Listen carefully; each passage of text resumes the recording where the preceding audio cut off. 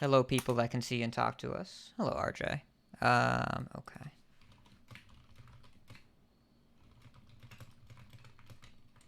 Hi. Hi, friends.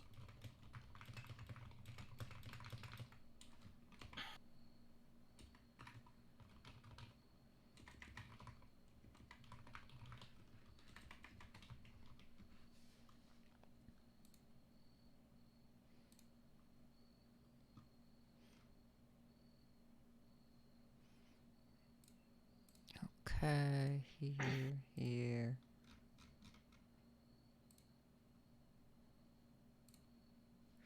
Okay, good. We got a bunch of signups already for the listener series.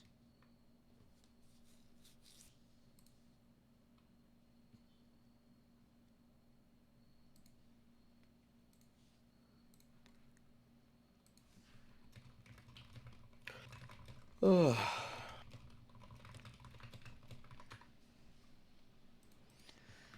I gotta deal with couch wrangling. Couch wrangling. That doesn't sound fun. There's a couch my parents' house in Mass. I was supposed to get it first week of September, but I'm going back there a few weeks.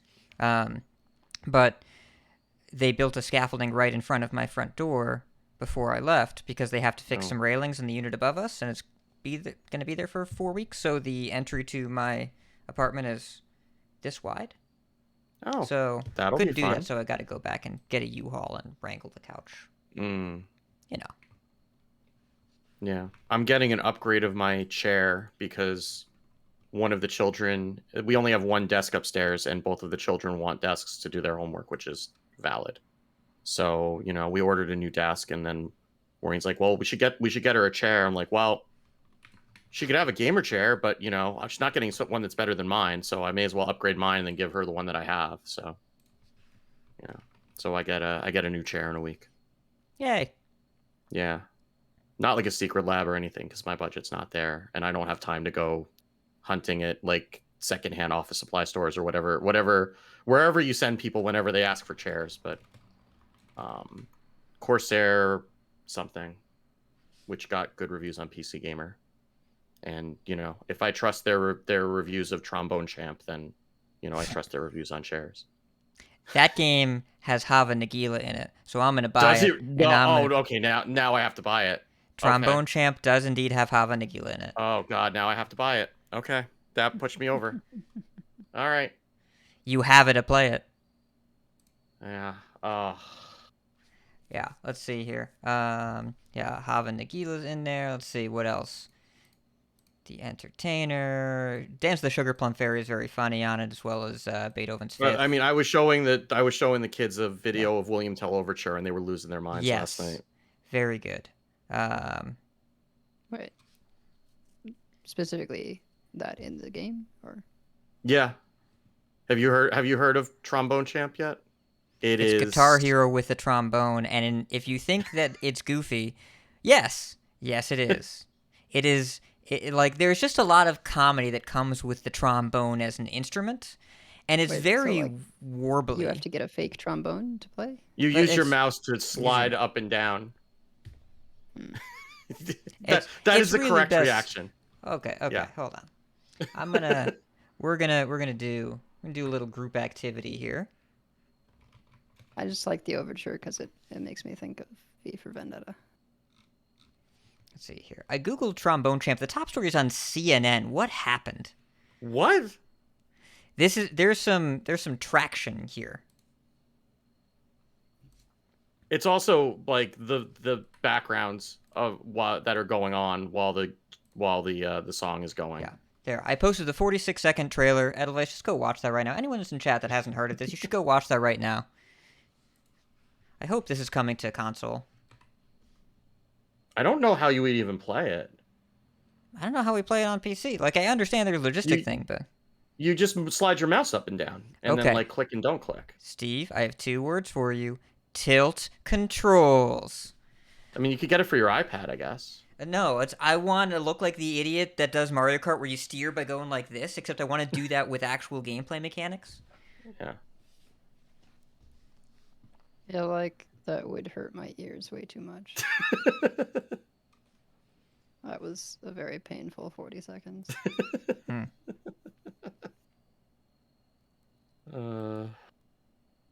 But I'm also sick, so. Oh, I'm sorry. Why are you here? What? You can. Do you want to like not be on the show tonight, and instead you sleep? You lay sideways and close your eyes sometimes. That's I took a nap earlier. It's okay. there. There can be more naps. I want to talk about cards. Okay. Yeah, I can see She's- the excitement boiling over. I mean, my family took care of me. They made me dinner and Soup. yeah, soup and Matzo ball soup? tea. No, it was some kind of pressure cooker soup and like smoked mozzarella melted on toast. Ooh. Yeah, Okay. I have good housemates. Yes. Well, I will anchor your sections too, because you should not talk as much. And when we Yes. get to the jailer, anyways, you're going to need all the energy you can muster. So I want you to save Yes. that for the cards. So it's a good card. Let's see here. I can't imagine if we had 6 mana Kael'thas in the jailer. Oh, I'm God. a little Oh, no. little bummed we didn't have that for a week. Well, you could still do it with Morlocula. No, but that's just turn. Oh, 8, it doesn't double it. Well, I mean, you don't need to double it, right? No. It's just no. You don't need to double it. You just need to get it in play, right? Yeah. Like turn 6, all your stuff is immune is a lot better than turn 8, all your stuff is immune. It's still pretty good. I Like mean, how- you also have to draw both those cards that are both legendaries by turn 6. I mean, yeah, but you do a 30 card deck, right? And Okay. you have Talon. Are we ready to do some stuff? I am ready to do things. Okay. Stuff and things. I do not understand the Tavern Buddy thing at all. I It's a sort Twitch of extension. do. It's added functionality for the people watching on Twitch. Yeah, it's kind of like when people turn on predictions in chat, except it's an extension. Well, we'll get to it. I guess we'll Thank see you. it, you know. Poida? Is it Poida or Poida? Thank you. Robotus, and they said, Deck Tech said they're going to update the tooltip. Yeah. It's not the mechanic, it's the tooltip. That would be incredibly broken if they did not take away taunt from immune. Yeah. It's just, I'll explain how immune works and whatever, but the update is the tooltip. It is not the mechanic itself. The game functionality will remain the same, but a lot of people don't know what that is. We will enlighten them again. So It's going to take us like an hour just to talk about the jailer, isn't it? Like, I put it last for a reason, and he's going to live up to his name by keeping us here in the podcast. So that's how that card's going to work. All right, I'm going to start recording. yeah, I should press the button. That's a good idea. Okay, I have in fact pressed that button. How you doing, Edel? You're recording? Yep. Cool. All right. 3, 2, 1. 3, 2, 1. Did I tag people in the Coin Conceit Discord? I didn't.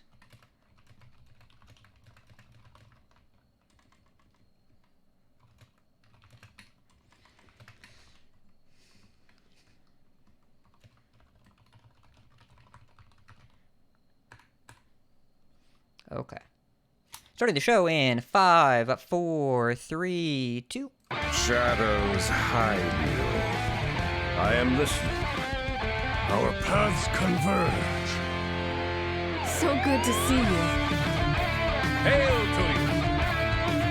Never lose hope. Here for a chat. I hear you. It has only begun. Fight on, friend!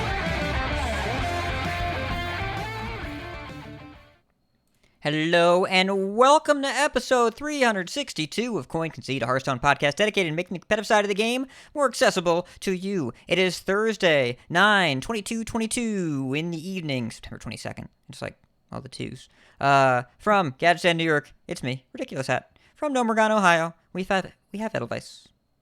Hello. Hello. From Northern Massachusetts, we have Wicked.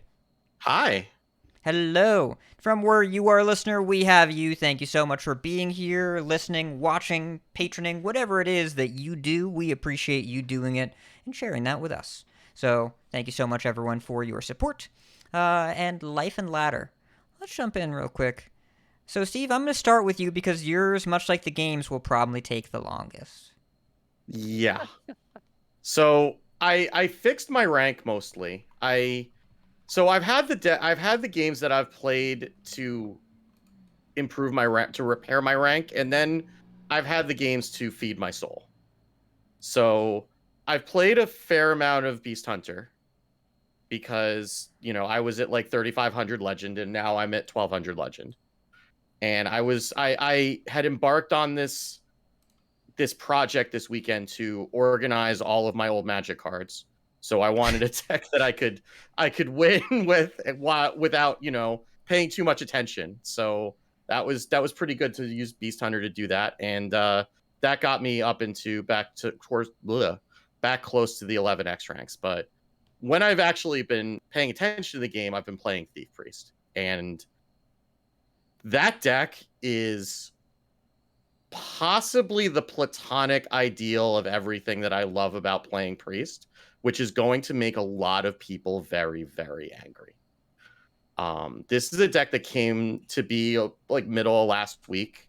Bunny Hopper had gotten rank 1 legend with it. There was a video of Meaty and Tic Tac playing against each other at rank 1 and rank 2 legend in a mirror match. Tic Tac's still rank 1 with it. Yeah.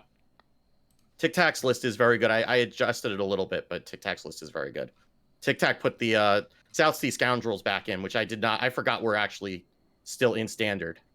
For those of you who don't remember what that card does, it's the 4-mana 5/5. You discover a card from your opponent's deck. You get a copy. They draw the original. And in a deck with Harvester of Envy, and also in a deck that's designed to wear down your opponent's deck and Will to Live, it does both very effectively. Yeah. I remember when we ran that in Barons, because if your opponent was ever at 9 cards, you would South Sea Scoundrel and make them burn a card, and also it got them to fatigue faster. Yep. That was Yep. a time. And sometimes you take their Elucia and use their Elucia to take their Elucia, and so every game with this deck is a story. Like I will not read them all to you, but I have like a full page of notes of highlights from this deck, including a game against Relic Demon Hunter where I played Bran, Mysterious Visitor, Denathrius for lethal, because Mysterious Visitor discounts by 2, so that discounted by 8, and then I got to Bran Denathrius them. I had a game against Alignment Druid where I got a copy of their Guff on turn 1. I didn't play it on turn 1, but I got a copy of it in my hand on turn 1. And they eventually alignmented, and I was able to steal both a copy of their Denathrius and a copy of their Kazakhstan, because that's a thing they were running, and immediately whirlpool both of them on the board right afterward, and then they eventually conceded. There was a game in THL this week where I was playing against a Shaman, and I had played Mutinous one turn, ate their Mutinous, and then the following turn played Harvester, Macaw, and then another Macaw, and ate their Denathrius and their Bran. Ugh. Yeah. Ugh, making me very sad. But the creme de la creme, of course, was a game against Quest Priest the other night, where they finished the quest relatively early, and I didn't really have anything that I could do about it, so I decided that I had 2 South Sea Scoundrels in hand, and they were at 8 cards. So I played both South Sea Scoundrels and then burned the shard, and the game continued for another 13 minutes because they had a Meta in their deck. So they played the Meta, and we went back and forth with me eventually trying to get a copy of the Meta, but they silenced it. I silenced theirs when they were all on board, because they play Zarella, so it resurrects them and puts more more shards back in the deck. So I waited till their deck was empty, silenced them, killed them. And they went to fatigue. And I was kind of confused as to why we were still playing the game, as often happens when I'm playing Priest. And they were about, I don't know, 7 ticks into fatigue. They had 3 cards left in their hand. I finally draw my Identity Theft. And who do I see in their hand but Reno freaking Jackson? So I took that, and then I played Harvester and played Reno, and took the Reno out of their hand, and they finally conceded. Yeah. Wicked. I love you. That is evil. Edel, do you want to go and find a new podcast, or I have been told by one Peltire that I am actually just a sociopath who uses Hearthstone as a healthy outlet for my sociopathic tendencies, which is probably not inaccurate. But that deck is like, it's hard to play, but it is so much fun. There are just like, if you enjoy doing gross things, there are just so many opportunities to do gross things. And I'm sure that I've made people, uninstall, and, I mean, that's just, I'll have to live with myself, but it's so much fun. It really is. I knew coming into the show, even back to our collabs on Off Curve, but I knew coming into the show, the skill of appreciating your happiness, regardless of the specifics, being important, because I want to make sure that everyone has their own way to play, everyone has a good time, I'm happy that you're happy. We have boundary tested that skill within the past couple of weeks here, and I'm happy for you. I'm not sure if I'm happy for you enough that I want this to stick around, but luckily we got new cards coming soon, so I will make my peace with it for a little while. And this is kind of like, this is Baron's Priest if everyone in the meta wasn't playing it and there were other things to do, so I am grateful there are other things to do, because if this was the best deck in the meta, it would be unbearable. But luckily it is difficult to play, the games take forever, it can absolutely lose, and, And the mirrors get nutty. When you start seeing identity theft created by identity theft, that's when you know you've definitely gone way down the rabbit hole. So the mirror is like, I've considered thinking about trying a couple games of this deck, and then I think about the idea of queuing into one mirror, and I'm like, I'm just not gonna do that. I'll just do something else. It's probably healthier for you. Yeah. So either way, I'm glad you're having a good time. Edel, why don't you talk now?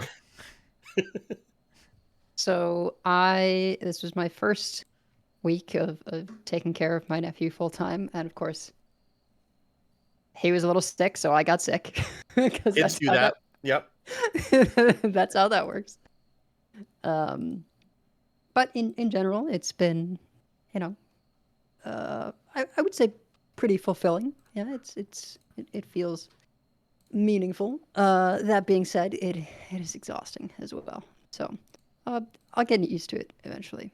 But in terms of Hearthstone, I have deeply been enjoying Shaman, which I feel like I was robbed of my ability to enjoy Shaman previously because it just became hugely popular and was all over the place.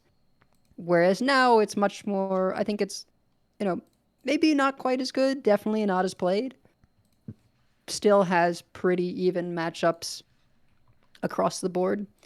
And I finally figured out the Demon Hunter matchup. For a little while, I just could not figure it out. And then I realized, this is where we just like play as much stuff on curve and go face and try and kill them before they can get the relics rolling. And that's kind of the palate cleanser. Yeah. From the prior host, who shall not be named, of just play on curve and go face before they do stuff. We're back. We're okay. It's okay. Yeah, I mean, the deck doesn't usually do that, but certainly, I mean, Caverns is still the best keep of anything in the deck. And, against Demon Hunter, if I don't have anything better to do, my turn 3 is often, with a turn 1 schooling, are just play all 3 piranhas. Yeah. Because if they want a hero power, they're still taking a bunch of damage. And, that means they're not doing location plus Relic of Phantasm stuff or whatever. It's basically just like they don't have extinction and like send everything face as much as possible. Command of Neptulon is really great because that's a lot of stats on 5. So yeah, it took me a bit for a while. I was like trying to do disruption things, keeping Theatar, and that is not the way. Like you can steal one thing and it's just not good enough. Like unless you specifically steal Relic of Dimensions and they don't find card draw to replace it, in which case they gas out pretty easily because that deck leans very heavily on Relic of Dimensions. But I think barring that, like, doesn't matter what other thing you steal. And the number of times I just like died to they did some stuff, cleared my board, and then played G-Lag was pretty rough. So you just want to kill them before the discounts really get rolling. Yeah, one thing that I realized from playing the Demon Hunter a bunch is that unless you're playing even the Fel version has like one copy of Warblades, but for the most part, like the only healing in the deck is like the 5 armor from the hero. So if you can just like hit them in the face a lot and get them down to like 15, like they're just gonna run out of health before they can really start doing anything because none of their stuff has taunt. Like they're just relying on having a bunch of big stuff that you have to deal with, and if they're that low that you don't have to deal with it, then you just get to kill them while they're getting themselves set up. Yeah. But for a time, I basically was just 100% win rate against everything except Demon Hunter, and like I had one game against a rogue that I lost, and this was with like almost 30 games total. It was just bananas. So That's good. It's good, yeah, and I like that it just feels like you can find a way out of almost anything. It has just a lot of play to flex its way out of almost anything. I mean, that was part of the appeal of it before the nerf, but also it was like winning 55% of its games globally, so that became a little bit too much. But now it's even after the Snowfall nerf, like it just feels a lot less brute force, a lot more of you have to work a bit harder for your wins, which is what I like about that nerf and what I liked about the Edwin nerf too. The decks are a little worse in a weaker field, but also you have to work a little harder for your wins and they feel more earned as opposed to, Edwin pop-offs or freeze you, kill you. It's like that just doesn't happen the same way anymore. Yeah, and it's kind of like in the Holy Paladin realm where people just don't really want to play it. So it's kind of flying under the radar a little bit, and people I wouldn't don't compare it to much. Holy Paladin. It is Holy Paladin, like before the last mini set. I mean, oh sure, Control Shaman is the 7th most popular deck at Legend since the in the last 3 days. So like it's still up there, but we're talking 5% of the meta as opposed to before the Snowfall nerf when it was much more than that. And it totally has Uldum Quest Shaman vibes. It is just like constant, like, make a board with a bunch of crap that I don't care about. It is surprisingly good at infusing stuff, which is why I think one of the cards that was revealed today will probably go in that deck, but we'll talk about that much later in the show. As for me, like, I'm in an interesting, weird Hearthstone oasis. I like the formats, but I'm just, like, not playing a ton at the moment. When I am, I'm usually iPadding Battlegrounds.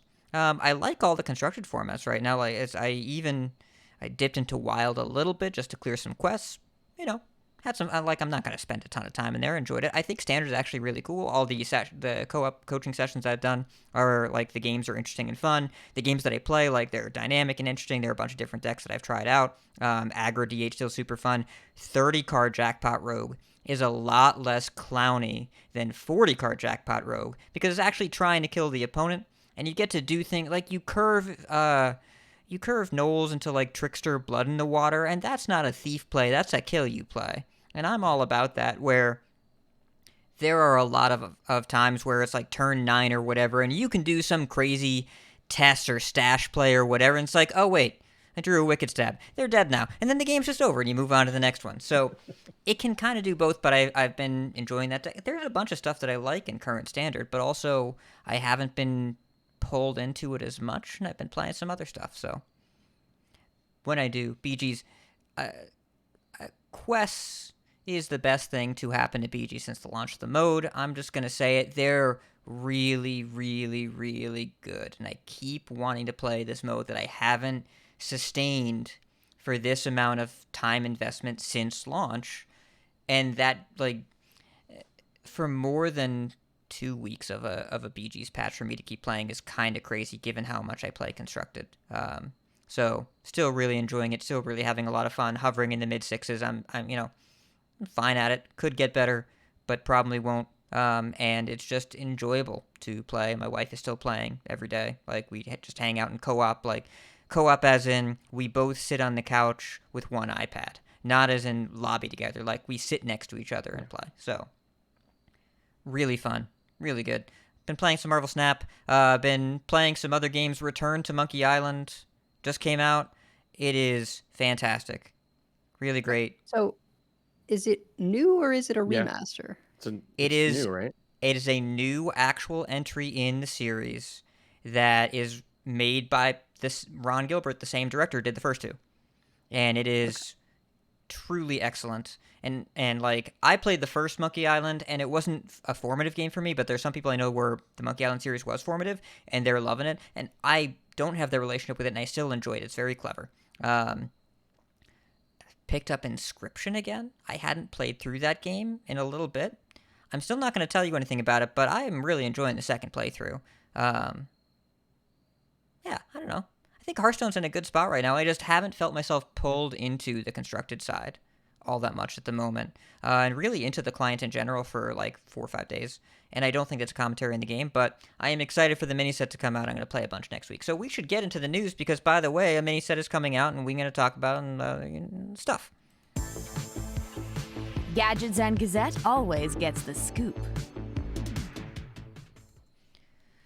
So, the mini set. I should have had this pulled up. Where is this thing? Had this marked down. It's not linked to the notes. Here we go. So, the mini set. Maw and Disorder. Oh man, the puns in this set are truly exceptional. They're so good they should be illegal. This is all very trial themed. It ties into Sylvanas and the Jailer. I mean, we're in the Shadowlands, so that is a thing that happens in the Shadowlands. We're going from murder mystery to legal drama.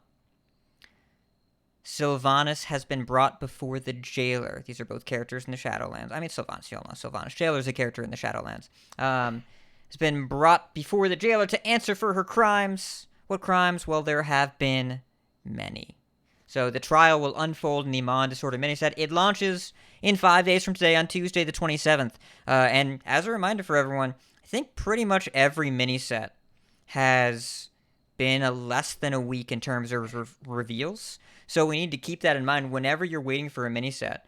You will hear about it on usually the Thursday and then get the cards in the game the following Tuesday. That's been the cadence they've gone with for a little while. Now, there is, thankfully, a 10-day waiting period between the release of the mini set and the Masters Tour. Has not always been the case. Donkey was talking to Donkey yesterday. He reminded me. Onyxia's Lair came out 3 days before Masters Tour, and it was an APAC Masters Tour, so it was really 2.5 days. And that was terrible. And then it turns out they moved this Masters Tour and they moved the Sunken City Masters Tour this year. I think that they got some pretty clear feedback from the players, like, please never do this again. And also, I don't remember if there were bugs, but there were probably bugs. They probably were spooked by the bioluminescence thing. You never really want that to happen. That sort of thing. Well, that was Sunken City. That wasn't an Onyxia's Lair. Right. So I don't remember if they run any bugs in Onyxia's Lair. But they want to make sure they don't. At least that's my theory, which is why they've moved to Masters Tour this year. And it does seem like they moved this one. I don't know if there were other logistic reasons, but to give players more time. They could have technically done it next Friday. I'm really glad they did. I'm really glad they're giving people 10 days. And I think that's about right. So, we've got a bunch of card reveals. We will be talking about all of them. As a reminder, the mini set will be available for 2,000 gold, same as it was before. Instead of $15, it's 1,500 runestones. So, I guess that means it's not giftable anymore? That's a good question. I'm going to tweet Can you Deck Tech not the next gift time with one of you runestones? decides to talk. What did you say? Can you not gift with runestones? Runestones are only in the client, and gifting is only on the website. Interesting.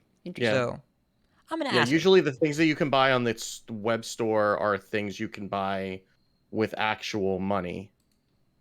So if it's only runestones and gold, then you wouldn't be able to gift it, which is kind of a question for the upcoming bundles too, if they're going to go to that, because I often gift the bundle to Maureen just to save her the trouble of having to go and buy it. Pre-order packs we know are going to be available for real money. Like those they Okay, they said are. are going to be the same. The mini set in particular, like I think gifting it is probably a pretty common thing, so I would think they would want to keep that functionality. But if you can't buy it with money, there's no way to do that. So except the golden Right. one, and I don't think they're going to force us to gift the golden. Like it's either way. I asked. I asked while you were talking, so we'll see. Okay. But as of right now, because there's no dollar amount, that means it's not going to be in the website, and if it's not on the website, that means you can't gift it. We'll see what happens. We'll see. But either way, don't think it'll come up for too many people, but it is a question I'm curious about. 66 total cards, including 1 copy of each legendary and 2 copies of each other cards. 35 uniquely named cards. We got a bunch of them. And there will be reveals today. We got a few. We got 7. Got 7. Reveals tomorrow. Priest, Warlock, Rogue, and a legendary. Reveals Saturday. Hunter, Paladin, Warrior, legendary. Reveal Sunday. Demon Hunter, Druid, Mage, and Shaman. And then September, all day Mercenaries reveals. Community Discord, YouTube, and Twitter. And then we will get the patch notes on Monday. So yeah. I think there's some cool stuff coming. Lepton in chat, very excited about the Mercs reveals. Apparently, one of the reveals the Fighting Pit got is one of the devs' favorite Mercs ever. Oh. I'm curious. I'm also happy just to see them get a reveal, because they've been doing a lot of good work over there, just especially with the state that Mercs has been in for the last few months. So it's really good to see them get rewarded with that. Yes. Also, speaking of mercenaries, we do have some important news from the mercenaries team.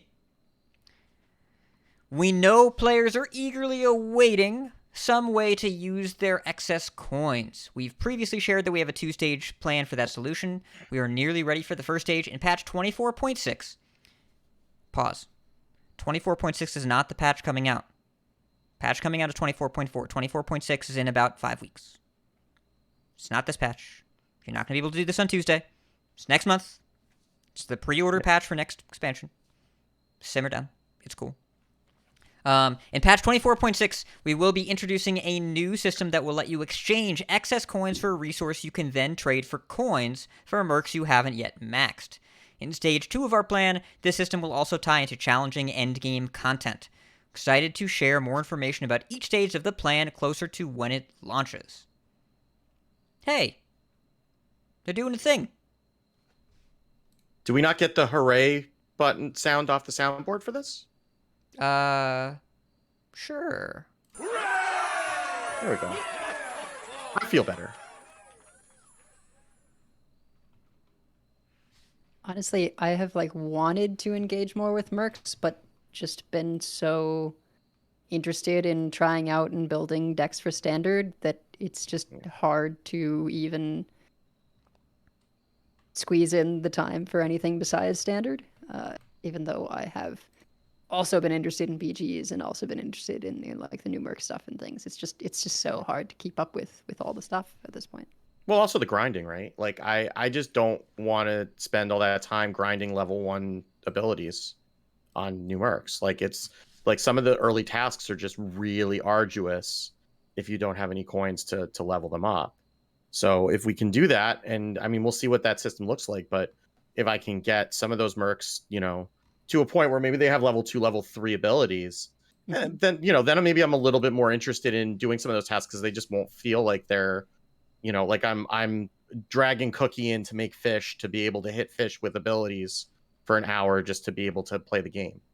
Right. Yeah. If a task is do a certain amount of damage with this ability, obviously you can get it done faster if that ability is level 3 compared to level 1.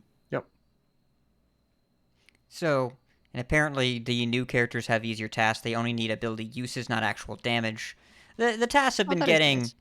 better over time in terms of player burden. But, you know, Mercs is, I think, pretty easily the most time-consuming mode, and the one that I think has the most rough edges, to the point where when I'm making choices with my gaming time, I rarely land there. But some people still play it, and if you still play Mercenaries, you were probably very excited about this news. And I hope it's cool. And also, I promise I don't mean this to be disrespectful, because I understand making games is hard, but I hope this feature is implemented in a way that I can justify it not being out in the first year of the game's existence. Because Mercenaries is coming up on its 1 year anniversary, and while I'm glad they're doing something about this, while I'm glad they are fixing it, I am still surprised that this took a year. So I'll say this, right? What we get may look really straightforward. What you're not gonna see are all the things that they tried and had to go back to the drawing board, right? Like sometimes the obvious solution is not the solution that will come to you right away. And you need to try a bunch of things and shoot holes in it and then find that it's not going to work. And sometimes you can rework it, and sometimes you have to go all the way back to the beginning and start again. So if they had to do that a few times, which I would expect they did, especially because the business team probably had to get involved with this one too, right? Because now we're talking about currency that you're buying through packs. I bet that there were a lot of committees and a lot of having to go back and start over. And even though like the actual feature may end up looking very simple, it may have taken a lot of time, a lot of times around that merry-go-round to get there. Sure. It's making games is hard. Making games in big company harder. Making games by committee hardest. Mercs throughout its entire existence has been tension between the business side and the gameplay side. I'm sure that there was a lot of back and forth there.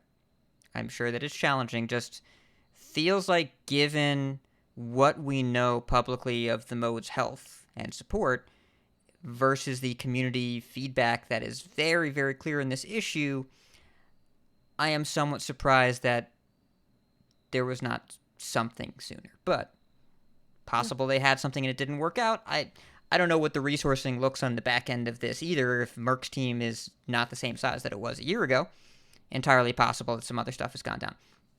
I have no idea. But I think it's fair to say this has been a hot button issue in the mode since the mode came out. And for the first system in place that allows people to do anything to be a year later when the mode was struggling so much, or seems to be, I wish it could have been different, and I'm hoping when we see the system that we understand why it couldn't have. I'm hoping the system is implemented to the point in a way that we understand it. But like the only thing that would be worse than them taking a year to do it than doing it quickly and getting it wrong and then having to go back to the beginning publicly. Sure. Because like they only get one chance at this, right? If they lose, I'm pretty sure if they lose players' trust at this point, then it's going to be. I think they could lose even the hardcore players. I don't know how much player trust Mercs has at this point. There's a community of people who still love the mode despite all of its flaws, but I think that those people have been getting increasingly impatient. And if this came out and was not good or easily exploited in some way or whatever, it would be a bad situation. So I don't fault them trying to get it right and taking the time to make sure that they get it right. Yeah, we'll see. I'm hopeful that it is a rad, polished system that makes sense and is player favorable. Because I'll tell you, the worst case scenario, Steve, is waiting a year and then getting it wrong anyways. So I really hope that doesn't happen. Yeah. I really hope that does not happen. I'm going to have faith. Anyways.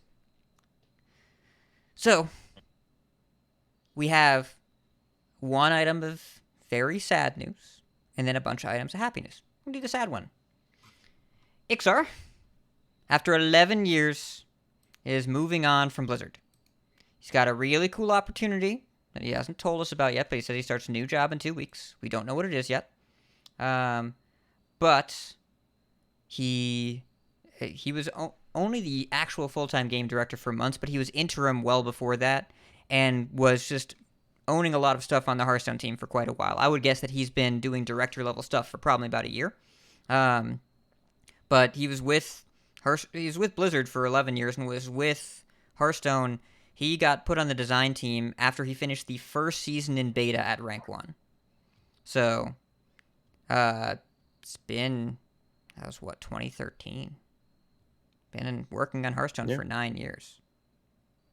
That's a long time. And I would say that he is the exception to the rule. I think I was talking to you, Edelweiss, actually. Then we were talking about the 2 categories of game designers and game directors. There are, 1, people that routinely move on to make, build, and maintain new things. And 2, there's Mark Rosewater, who is, if you have played Magic and consumed any Magic content in the past 20 years, you are probably familiar with who Mark Rosewater is. But the vast majority of people in that industry don't get into games to stick with one product forever. They do sort of build cool new things, and turnover is pretty normal. With that being said, sad he's gone. Gonna miss him. Don't know what his day-to-day looked like. He'd been involved with the project for such a long time, and I don't think the day-to-day of making cards will be all that different, because he was way, way beyond that at this point. Director means meetings. That's what director means. Means meetings. Does not mean, you do not have a lot of time for nuts and bolts. It is all meetings, and I envision him as, the knight guarding the door to the card design office with a shield made of meeting requests to executives. It's no, don't go in there. I'll save you. It's called director because you direct other people to do the actual work. So. Yeah. Yeah. So, we will miss Dean very much. However, there is some good news. A lot of people got promoted yesterday. A lot of people. So, Leo, known as Minty Fresh on Twitter, and Gallon, he has a human name. Gallon, both got the associate removed from their title. They are now full-on mid-level game designers. Congrats. Couple other promotions. Hypo. They have a name too, but there's just Hypo. Now a senior software engineer. Angel de la Cache, who is he was a data scientist, quant research at Activision Blizzard, and also a Hearthstone streamer. Now a data science manager. Congrats, Angel. And then Cora. You all know Cora. She's the initial design lead now, and a senior game designer. Nice. Congratulations, everyone. It's always good to celebrate good people doing good work. Yes. I'm glad they're doing it. I don't know the specifics of the timing here, but a lot of people got promoted in the same day, and I think that's cool. It does make me wonder, is this a shift up and then they're going to bring in more associates? Possibly not. I mean, there certainly haven't been any postings yet, but it could be. Yeah. Or this is just performance review time, and this Yeah. is when everybody gets promoted, and they've all been doing good work. So, this is the time that, and Hearthstone's been doing well. So, this is the time that they can, make those title changes. Let's take a look here. There is one opening for design in Hearthstone right now on the website. Game director. So it is possible that they will hire more associates once they get a director filled. Possible that they don't. I don't know. But it does seem like they are recognizing people that have been with the team for a little while. So, or a long while. Big grats to everyone who got their promotions. Well deserved. Very excited to hopefully see a new game director soon. Dean will miss you. And yeah, have a brief tournament talk. And then we can get into talking about some new cards. You ready, Steve? Let's go. I'm ready. Let's go. Grand tournament.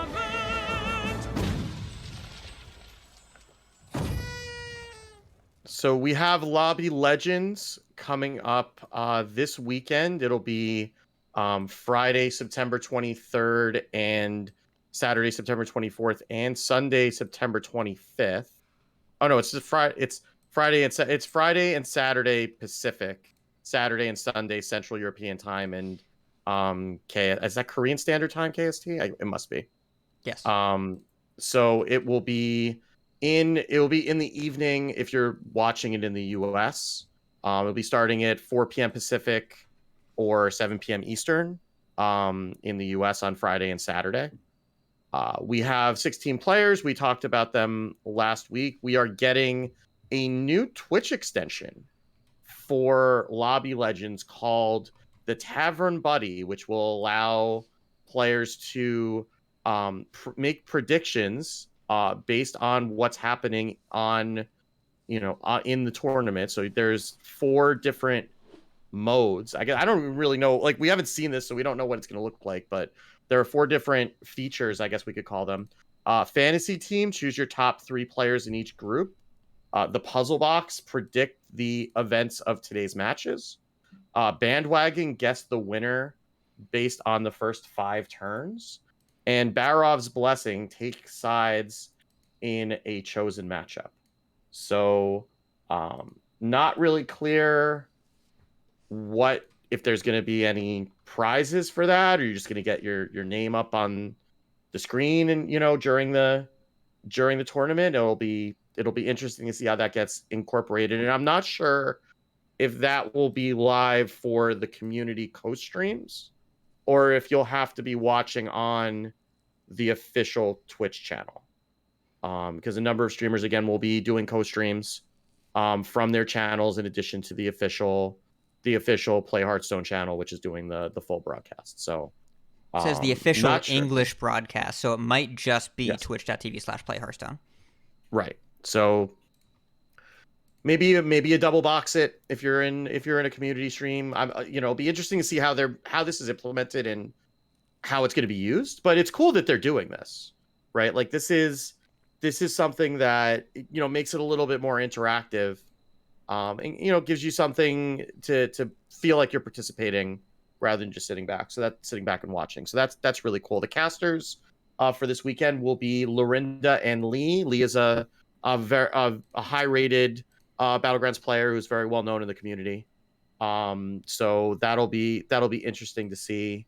Lorinda is a very good Battlegrounds player, even though he will tell you otherwise when you're watching his stream. So it should be a lot of fun to watch. So that's going to be this weekend. And then, we're going to have, after that, we're going to have the Masters Tour in 2 weeks, the first weekend of October. We'll have Masters Tour. I guess it's going to be Masters Tour Maw and Disorder. So we have that to look forward to. But we are not going to be able to get to that until we learn about what all the new cards are in the mini set. So I guess maybe we should talk about those. Yeah. Well, one last thing. Yeah. On the constructed side, the Coin Conceit Listener Series is back, starting this Tuesday with the mini set. We usually start them on Mondays. I don't want people to just play the first day. So, starting on Tuesday with the mini set, best of 3 conquests, 1 match a week. Play your tier fun decks if you want to. I'll be playing, and I will be bringing decks that I call meta adjacent. That are, I wish they were good enough, but I'll play them here in the Coin Conceit Listener Series. Really fun, great place if you've never played Conquest to just try it out, see how it feels, see how you like it. Coming over to the Coin Conceit Discord if you want to sign up and play, because it starts 5 days. Okay, new cards. We can do some new cards. Let's go.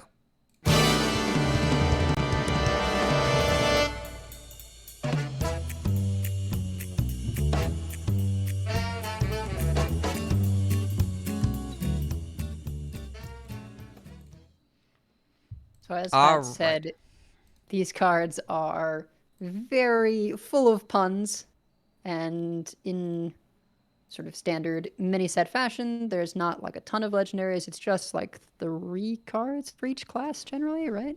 Yeah, 3 cards for each class. And 5 neutrals. Correct. We usually get a couple neutral legendaries and a couple class legendaries. So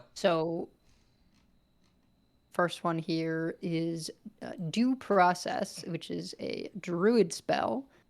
2 mana, nature. For the rest of the game, players draw an extra card at the start of their turn. For any of you Magic players out there, this is Howling Mine, except it just stays there. You can't blow it up or anything.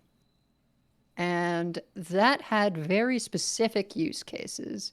It was not typically what you want it to be, but it does very much transform the way you're playing. I'm not quite sure how to evaluate this effect in Hearthstone, and particularly in Druid. I mean, there's two ways to look at it, right? First of all, Mill Druid is 100% a thing in Wild, right? So Is it? like that? Sure, naturalized. It has been. I don't know if it is now, but it has been. Sure. Right. So like you still have like Coldtooth Oracle, you have, you know, other cards like that. So it could be a thing in Wild. I think it's standard. It is one or two ways that this could go. One is that you're aggro druid and you want more card draw and you expect that the game is going to be over before the extra cards your opponent draws matters. The other is that you're ramp druid and you have 20 mana, so you can make use of 2 cards a turn, whereas your opponent may not be able to. Yeah, I mean, like, Ramp Druid already, I feel like most of the time doesn't have an issue with card draw, but I guess if you're doing 40 cards, maybe you just, cut certain awkward things and then throw in Due Process. You can very much just focus on ramping, right? Like any of the times that you would nourish for cards, you just instead nourish for crystals, as you say, as long as you get Guff down. But I'm like a little scared about this, but I'm kind of hoping it ends up being bad. Like, most of the time this effect was not that good in Magic.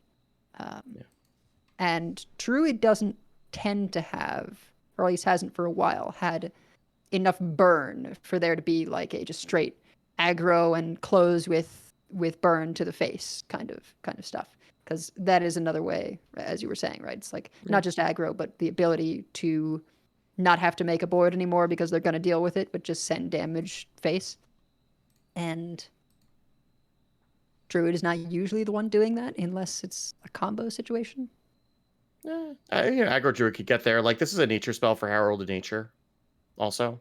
So, that turns on that effect. I don't know. I don't necessarily believe that that's the way you're going to want to use it. I don't know if you want to use it at all, other than like as something that you take off of Planted Evidence sometimes. That's certainly going to be one way that you're going to use it. It's That's like the use case that I see most frequently in Aggro Druid. Yeah. Like, if Aggro Druid can play this for 1 mana, then sure.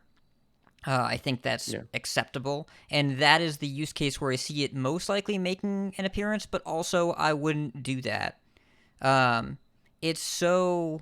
You're giving your opponent an extra card first, and then hoping that the extra cards that you get are better when you're giving them a bigger chance to find their own answers. And Aggro Druid does not currently play Composting. How is this card ever better than Composting? Right. Yeah. I think it is extremely unlikely to be. And I'm just not really sure. The slow Druid decks don't want to give their opponents more stuff either. They can deal with it better later game, but later game slow Druid does not have a problem getting cards. And Aggro Druid doesn't want to give their opponent more of a chance to find answers when it's compressing the game so much, and it also doesn't want to play 2 mana do nothing, give your opponent a card. So I don't know. It seems like if there's an archetype for this, I don't know what it is and we don't have it yet. Yeah. Well, I hope we don't get it.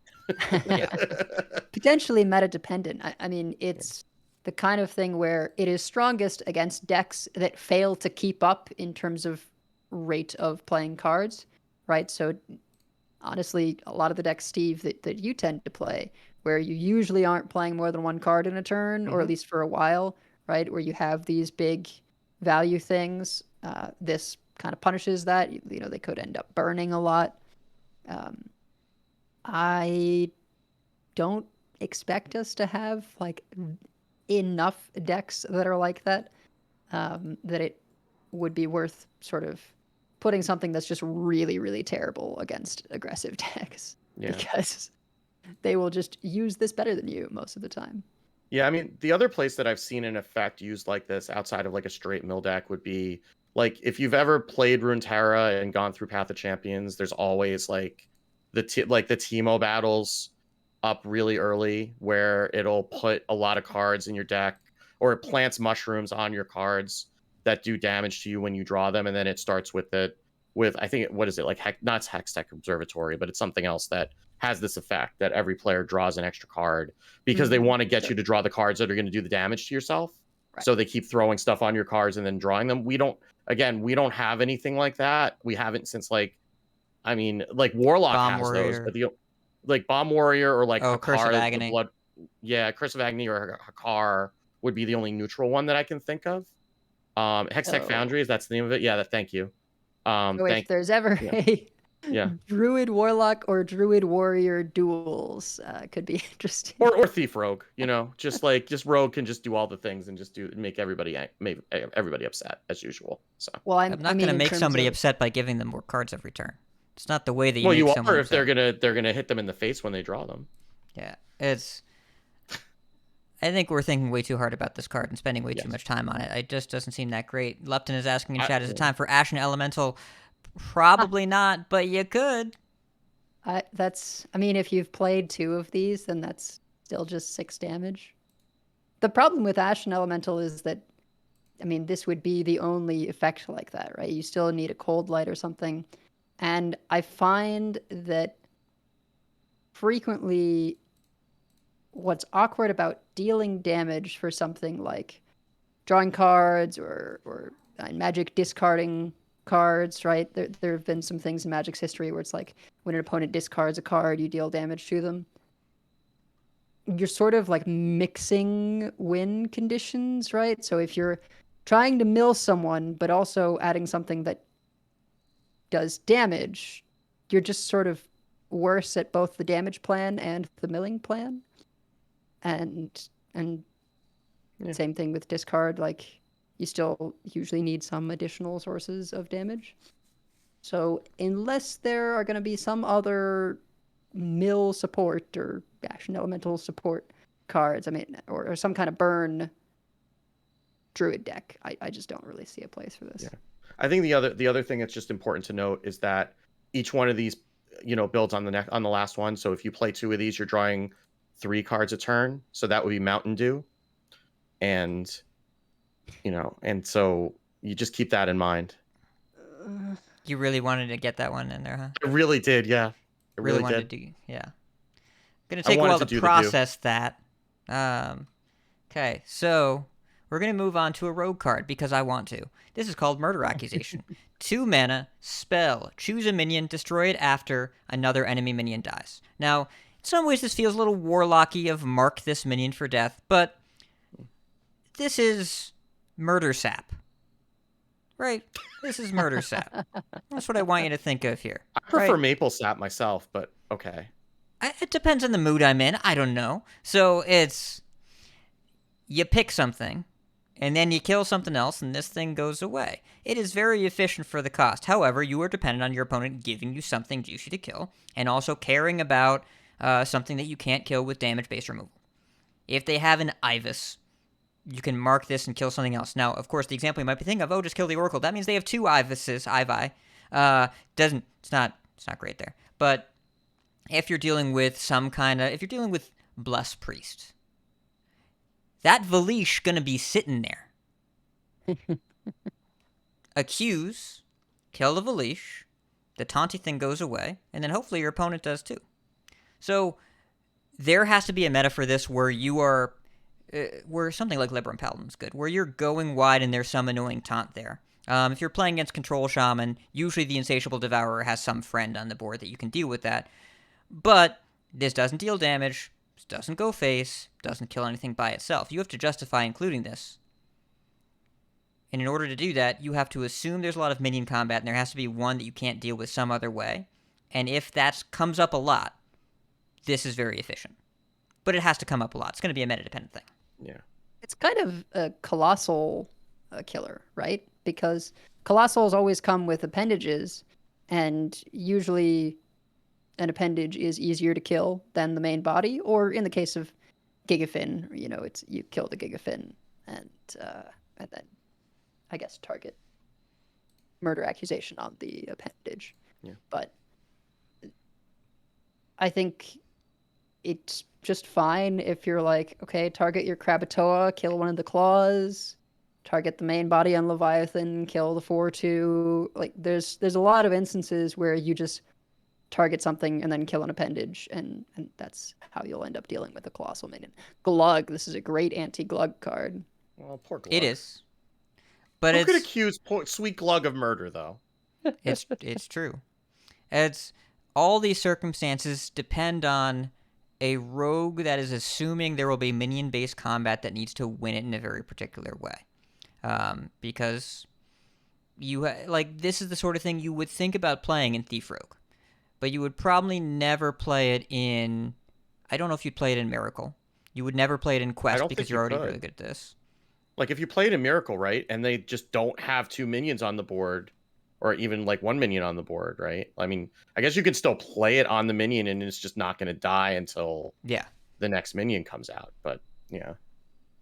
It would need to be the specific use case of Blessed Priest. So it's dependent on a deck like Thief Rogue doing well. I think more the Renathal version than the non-Renathal version, because the non-Renathal version, the 30-card deck, just doesn't have the room for it. It just wants to play efficient cards. So it would have to be a slower rogue deck, I think. I was looking to build incremental board advantages and didn't have an answer for some sort of giant taunt. So I think that means it's going to be somewhat narrow in its application, except for specific metas. If we end up in a Boon of the Ascended meta, this card's great. It at least in that matchup, it's great. But you have to be there. But it could be very strong against a deck that might finally be able to exist thanks to Totemic Evidence. You might want a murder accusation on a Gigantotem, and Totemic Evidence is very good at getting Gigantotems down.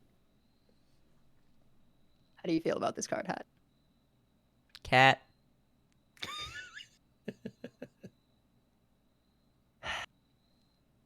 Cat. Lepton, I agree. Lepton in chat is a good point. We're gonna have a little cat break here. It is now the cat's turn to share their opinions, and their opinions that I like being on this desk right now, and Mom is warm. Oh, Jay, correct. That's a good call, Matt. I like how you're thinking. Just wants to be on my lap. Yes. Okay. So, Totemic Evidence. Yeah, this is a fun card. So, it's a little funky. 1 mana shaman spell. Choose a basic totem and summon it. Infuse with 3 totems. Instead, you summon all 4.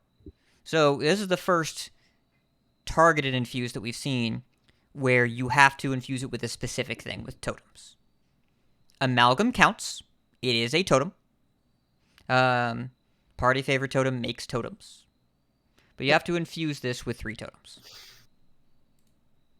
And they've said that there are going to be other tribal type infuses coming in the other cards in the set. I'd be very surprised if there isn't an imp one. Yeah. That And does infuse, sound about right. yeah, it's Yeah. the pun's right there, and the text on the card may even say imp fuse. I would not be surprised I don't if that happened. think they can do that because of keywords. They did it with charge. They did with charge. Oh, did they really? Yeah, On- it was Never Sky mind then. Captain Crag. The original Sky Captain Crag had charge. Yeah. Okay. Yes. Well, then, yeah, that might happen. It's that fruit is. I can reach that fruit while sitting on the floor. In terms of just this card, though, I feel like the totem deck is very much a bloodlust deck, and this is really good for putting stuff out for bloodlust. Also, insane synergy with the anchor totem, 3 mana, and all of these get +2/+1 off the anchor totem. It's been a little challenging to make proper use of that anchor totem. I had a totem build with piranhas, which is a nice way of doing that, and then of course all the basic totems just are 1 mana, so sometimes you would get a hero power in, you would have the weapon, but it was usually a bit tough to get more than 2 things buffed in unless it sticks, and it so rarely sticks. But this is a great way to just for 3 mana make a board out of nowhere. And of course, if you've gotten Stone right down, sort of the Keleseth of that deck, all of them will have +2 attack, so that's pretty reasonable board. It's very good that this costs 1, because even Shaman does not need help in Wild. But you know what you can do in Wild is it's finally Windshear Stormcaller's time to shine. God, no. So for those of you who don't remember, what is that, Windshear 6 mana? Stormcaller is a 5-mana 5/5 from Kobolds and Catacombs that says Battlecry. If you control all 4 basic totems, summon Alakir the Windlord. So, and Andrew Brown, it is finally time to let your Windshear Stormcaller dreams come to life. It's your time. There have been buddy. a couple cards revealed so far from this mini set that have people brewing in Wild. And I want to say, I admire the creativity and ambition and positive attitude of all these people that want to play Windshear Stormcaller and Jailer Wild decks with Bolf Ramshield or whatever. I encourage you, before you do that or before you craft any cards, just go play Wild for like an hour and just see what's going on over there. And then anything that involves planning for minion development after about turn 6, probably do something else. If you have a low enough star multiplier in Wild, you can pull it off. I'm pretty confident. It's doable. If you're like a 4 or 5 star multiplier in Wild, you can make the Windshear Stormcaller dream happen. I'm pretty sure of that. You can make it happen. Just I appreciate the positivity and the creativity. I think it's really, really great. Just seen a lot of Wild brewing suggestions, and while the cards do technically function, there's a lot going on in that format. It's definitely worth understanding. Some people just want to pull out their Thunderbluff Guardian or whatever it was, their Wicked Valiant? Witch Doctors. Yeah, Thunderbluff Thunderbluff Valiant? Valiant. Yeah, they're Wicked Witch Doctors. You know, like there's people want to go live the old days again. There sure are. However, I'm surprised y'all didn't land here. This is 1 mana +4 damage for Bioluminescence. So, like, why don't we just do that? Because if it's infused and then 1 mana make 4 things, then you Biolume and then you use the rest of your turn to kill things. Edelweiss has an idea. You're muted. Oh, the cat. Okay. You're probably going to have to record again, right? Have fun editing. I hear you again. You do? I Yep. do. Hi. Okay. So now you can start Okay. recording again. And all right, and Audacity is picking it up again. Okay, yay. I mean, I think I noticed that pretty quickly. I'm sure it's fine. I have the raw. You'll be able to pull it out of that if you need to. Okay, true. All right, where were we? 1 mana, Bioluminescence +4. Oh, yes. I mean, you do have to have enough totems die, and that's like maybe sort of mixing a little. It's infused with 3 totems. It's a hero power, an amalgam, and something. As long as you Like- don't top deck it, right? Like if you're not top decking it late, it should be okay. Like you're, you know, Yes, that's if true. you top deck it after you've played Brukan, then you're sad. But maybe you're just not playing Brukan in that deck to keep that from happening. We're probably I playing guess that Brukan. is almost a Malagos for 4 mana. It's. Pretty good. I feel like there are ways for 4 mana, 2 cards, +4 spell damage to do things. I don't know what Yeah. things, but I feel like it's got to do things. Also, there's Chisel. You can play Totem Chisel. Mm, That yep. infuses this by itself. So yeah, and Manatide Totem's still in standard, right? it is. You can discover it off Amalgam, along with a Flame Tongue Totem and Anchored Totem. I have to say, one of the greatest things about Totem Shaman is just you amalgam the hero power, and it's great. Like, Yep. you don't have to worry about finding the thing to get a tribe to use amalgam. You just like swing with chisel and amalgam, and usually get something that you're actually interested in for the deck, right? An extra Gigant Totem is great. Mana Tide can be fine. I usually like to pick up a Flame Tongue or Anchored Totem. So yeah, lots of great options there. Yeah. I think this is interesting. I think there's actually some merit to this. All right. Also, sometimes you can even infuse your cards while they're in your deck if you're playing Afterlife Attendant, a neutral 3-mana 3/4 with the text, your infused cards also infuse while in your deck. If you are asking, does this infuse cards in your deck when it dies itself? It does not, because what happens when something dies, and then this text kicks in of, oh, infuse the stuff in the deck too. But if this is dead, it can't have its text active. So, this is... If it dies at the same time as other minions, is what you're saying, just to be very clear.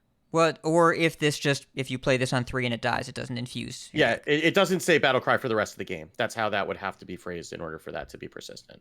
Yep. So That if you would be play this on 3 and then it dies, nothing in your deck infuses, only your hand. If you play this and then, like, if you play this with another minion, your opponent brawls it all away and this does not live, then you only infuse your hand. This has to see the other minions die. So, if it does that, then you infuse in your deck. People are excited about this card. I think it will be popular and not great.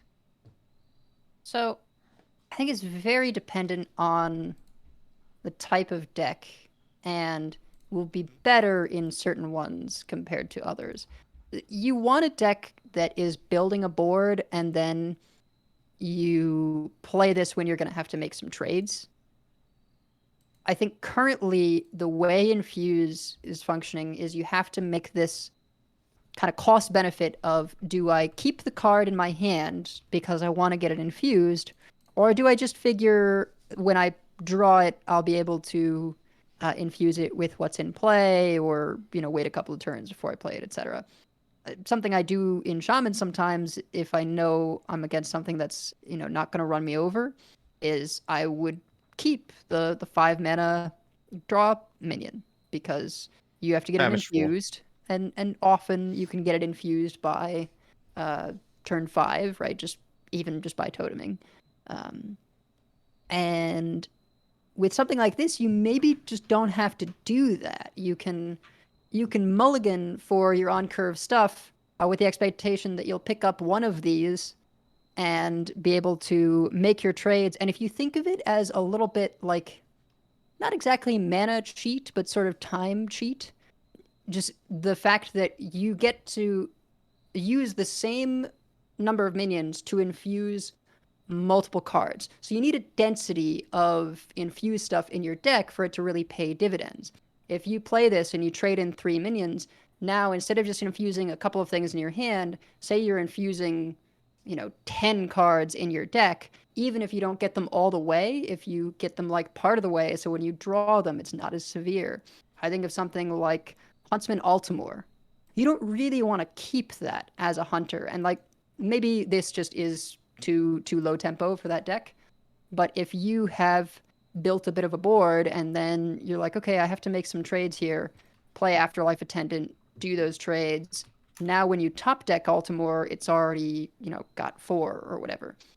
I think I can't say for sure how effective this will be, but for decks that really would prefer to top deck things, this gives you the potential to top deck those infused cards and have them be good. But you need multiple for it to really be worth it, right? Because if it's just a few infused things, then you're not getting that full value. I think its potential lies entirely in the fact that you are using, just one turn of trades to infuse a bunch of stuff in your deck. Yeah.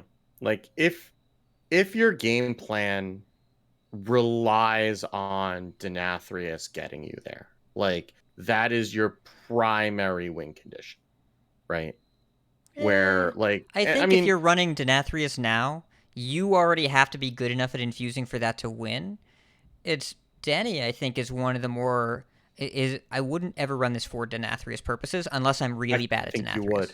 I think you would, because in the games where you don't draw it, like there have been games where even pre-nerf where I've beaten druids who drew Denathrius late, and Did you I would Theatar not their have beaten brand? them if this was there. What? Did you Well, Theatar yeah, their of course, brands? of course I did, because I'm good at playing priest. I'm going to say But- that Theatar is what won you those games. Well, Theatar or Mutinous or whatever, right? Like, there's multiple ways to, or Harvester or whatever, right? Like, there's, I mean, again, I'm a broken human. We don't need to get into that again. But, like, there are enough times that sometimes you need the Denathrius to be bigger, or you need the Devourer to be online when you draw it, right? And and any of those decks are going to have multiple infuses, like Edel's saying, right? Like they have to, because you're not playing this just for Denathrius. But Yeah.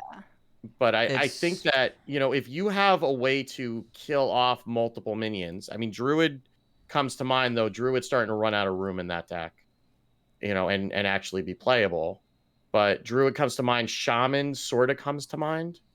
Like, if you can play this, like, drop a few piranhas, trade off your stuff on board, and now all of a sudden your Famished Fools are all live, and your Devourers are all live, and your Denathrius is +5. I could maybe see it. I guess Famished Fool might be kind of like the break point, right? Like, if you have enough infuse going on to be able to play Famished Fool now, you might consider this. Yeah, I think of it very clearly as like Famished Fool decks, right? Decks Yeah. that would really love to be able to play Famished Fool as soon as they draw it, and are not enthused about potentially having to keep Famished Fool in the opener. Maybe, this is a big maybe, but like maybe some kind of Silverhand Recruit Paladin would also be interested in doing that, right? Stuff that really goes wide, where you can expect to have a bunch of minions constantly and make trades. If they do add another infuse to Imporlock, I don't know if it'll be enough to get that deck off of curses, but maybe you can shift back to a just minion focus thing if you have this to like make sure your Rafam is always infused when you top deck it, or your the 3/3 imp that summons copies of Mischievous itself. Imp, yeah.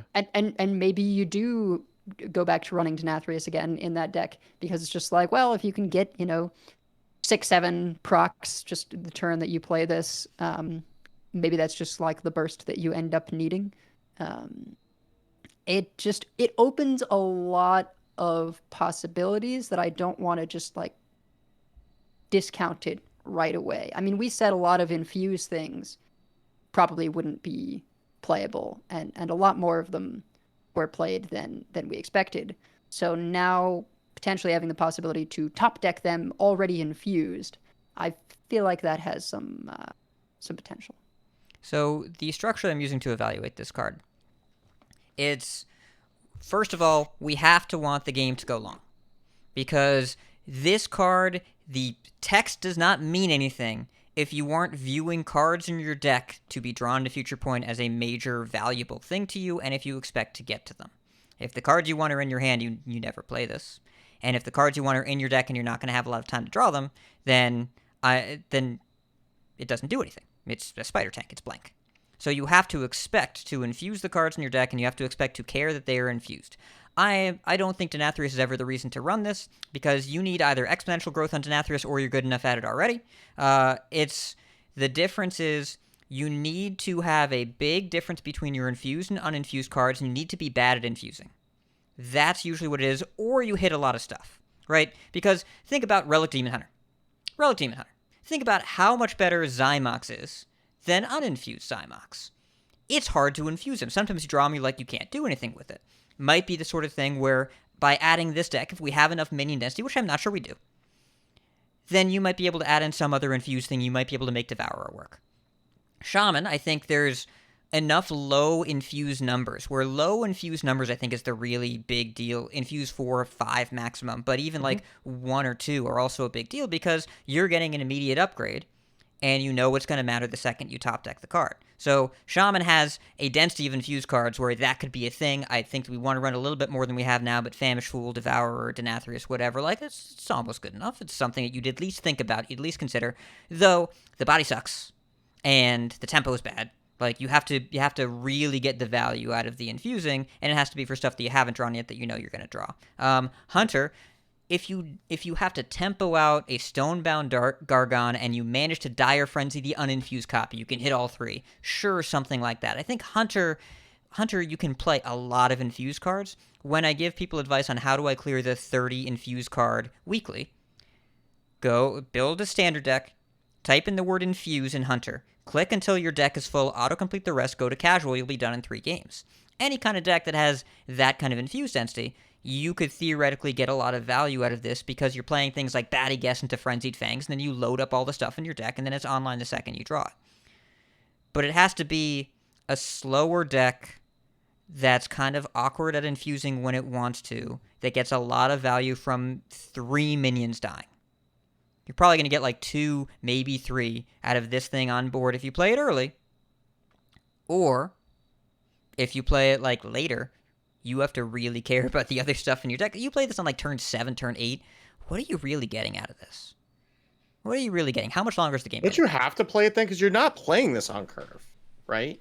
Like you're playing this with piranhas or like you're playing this when you have a board that you can trade off, right? That's big enough. You're probably not just like, even in Hunter, you're not slamming this on 3. I mean, maybe you go like Batty Guest on, you go like Trog on 1, the one that summons 2 bats on 2. Yeah, into Guest into Frenzied Fangs is probably the Yeah. optimal circumstance. And I think that you need to be able to engineer situations like that.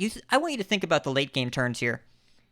If my turn 10 and if my 10 mana turn in Druid, not turn 10, 10 mana turn is Attendant, Scale of Onyxia, I am not happy with that turn. That turn kind of sucks. I infuse something in my deck for 6. Sure, I'll top deck a Devour, but at that point in the game, I should already be able to infuse the stuff in my hand. I should already be able to draw what I want to do. What am I doing with the Spider Tank? So it's got to be like mid-game turns 3 through 6 where this matters, and then I have to realize that advantage in the next few turns. I think it's a bunch of really narrow things that have to happen, so the infused payoff better be really worth it, and it has to be easy enough to get to. I think that there's enough board tension going on in this meta that you can pretty reliably get 2 or 3 trades in the turn that you're going to play this. I mean, I think of Hunter with Wild Seeds, right? You set it up so you drop this when your Rush wakes up, or when you get a taunt to protect it, right? And it maybe ends up sticking a little bit if they have to punch through the taunts. There are definitely times when I've played Shaman where it's like, well, I kind of shouldn't play anything because my board is full, right? Or like, I'm just maybe playing some things to replace the stuff that I'm trading off. So this ends up being a thing where I just play it and then make those trades. And now I don't have to worry about my top deck infuse cards. So, I mean, I do feel like you have to be some amount of decent at infusing. But yeah, what sticks out for me is having a bunch of stuff that you want to infuse and being the kind of deck that doesn't want to just sit on it in hand, but like wants to top deck it. It's a weird card. It seems it's definitely one of those cards that seems broken until you start thinking about it. I think it broken. will be. I just I know there's a lot of people who had that reaction. I'm not talking It's about flashy. It will be popular. I don't think it will be good, but I think it will be popular. And a lot of players really like the idea of maximizing value. And this is a way to maximize perceived value. I expect it to see a lot of play, especially outside of High Legend. I don't think it will be good. I don't think it makes the decks it's in better most of the time. Maybe I'm wrong about it, but as of right now, with the information we have, I think it's going to be popular, but probably a bit of a trap. Yep. So I think there's something to be said for a flag bearer, because this is very much the kind of card that even if you're not getting maximum value out of playing it on curve, if you 2 and like you've got some stuff or your deck has rushes, it's the kind of thing that someone's going to freak out to kill. I plenty of times in Shaman or even Paladin, I have Bran in my Paladins, right? I will just coin out a Bran or play it on curve because I know that the opponent will either have to leave it up and then I can, double my turn 3 battle cry, or go out of their way to kill it. And I think this can present that same situation, except you get to run 2 of them. And if you also have, a Bolner or a Bran, like having a density of flag bearers, assuming that you're strong enough at like taking control of the board yourself anyway, means that people are going to very quickly run out of their ways of dealing with those minions. We will see. Time for the next card. Soul Seeker. 5 mana, 3/3. Battlecry, swap this with a random minion from your opponent's deck. It's a Muckmorpher Parlay, is how I described it, which was a band that Steve was in high school, to my understanding. That is my favorite indie band, yes. Mark for Parlay is my favorite indie band. So you pluck a minion out of their deck as soon as you play it, and you put this back in. They can top deck it, they can play it, and they can do the same to you. You don't get to choose what you get. You can't brand this. It won't do anything. But, I think technically what happens is the minion swaps position in their deck with the second Battlecry with another minion that's in their deck, so it just jumps. But it might just fail trigger validation. Either way, if you brand this, you do not get 2 things. You get 1 thing. So, yeah. It's very weird. Strange card. I would be surprised if this saw competitive play, but it's an option. There have been metas in the past where this would have been a good card. They were bad metas, but they have existed.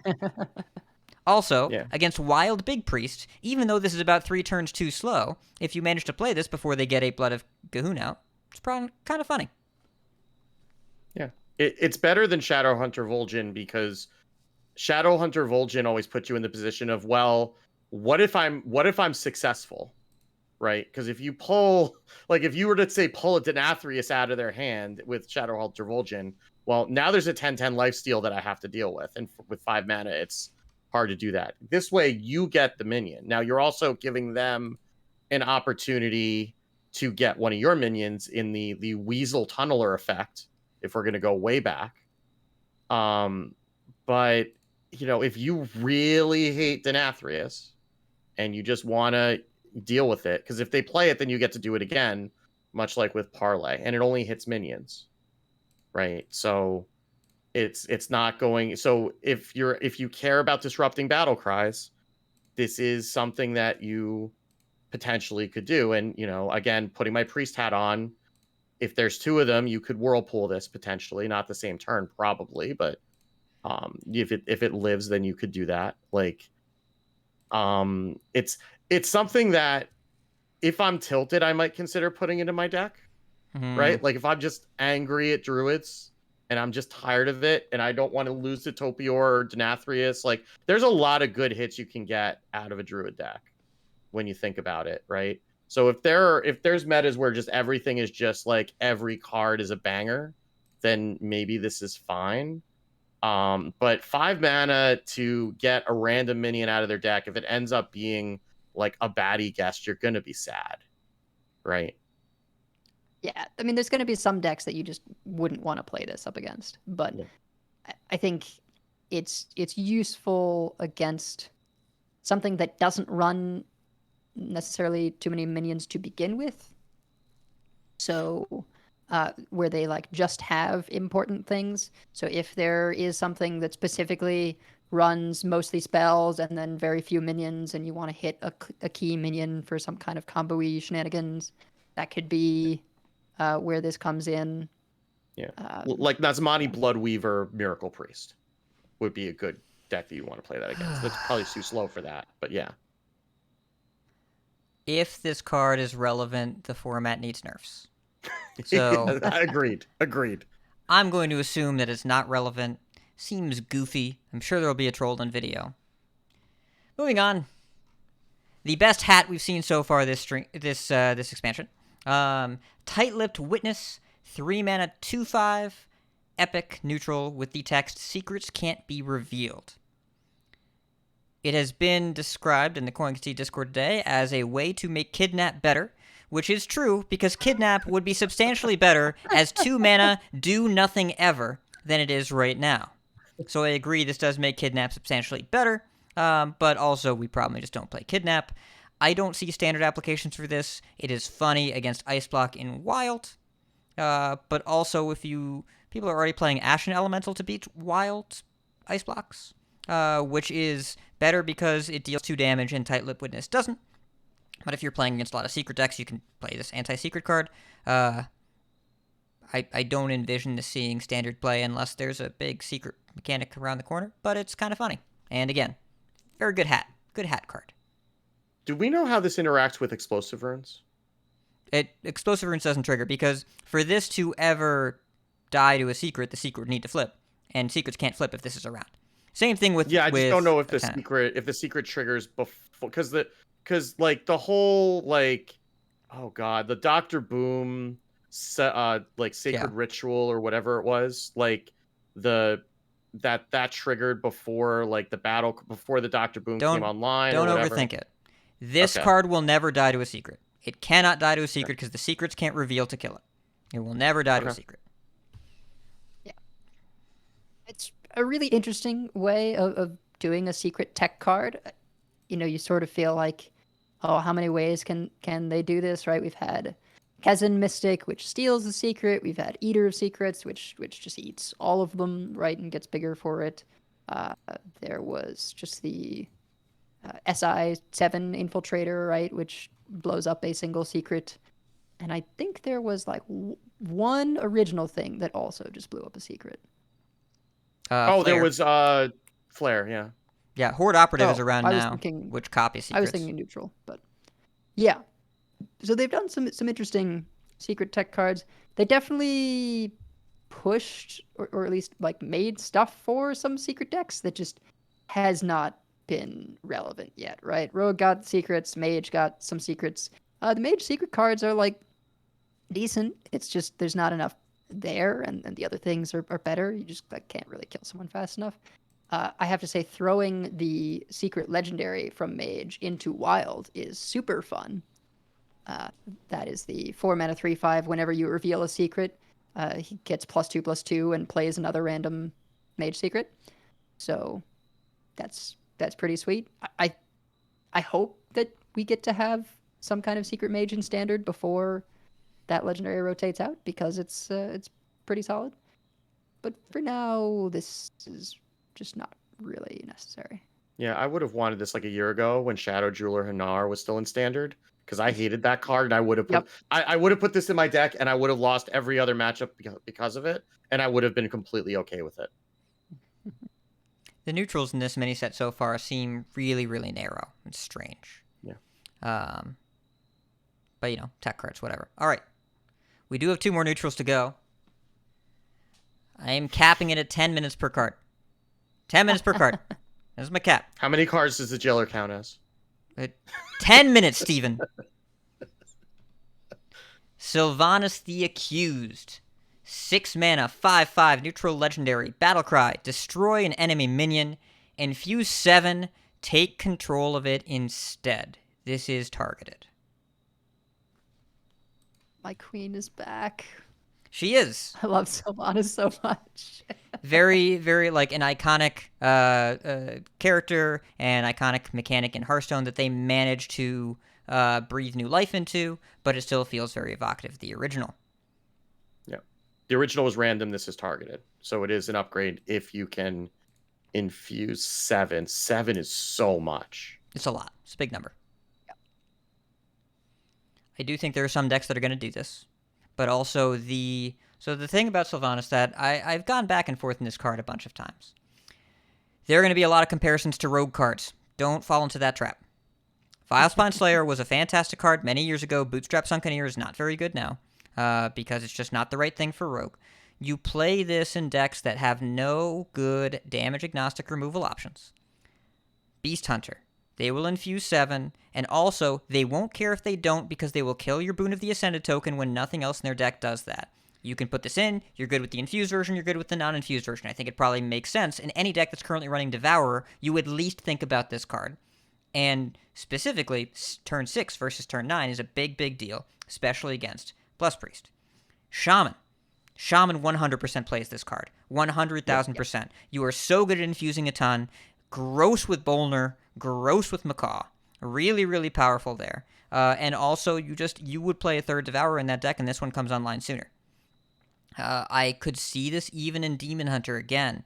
They don't have damage agnostic removal. They're not great at infusing. It would just be 6 mana neutral Vilespine. Are you going to play this in a rogue deck? Almost certainly no.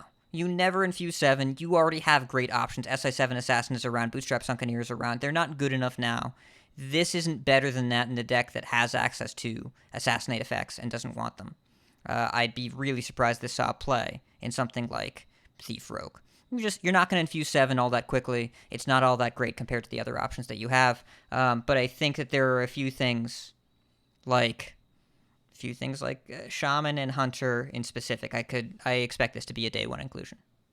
Yeah, I mean, I guess the question is, do you have enough minions to infuse to trigger the infused text, and do you lose to Mountain Bear? Because if you lose to Mountain Bear, then this is a way to not lose to Mountain Bear.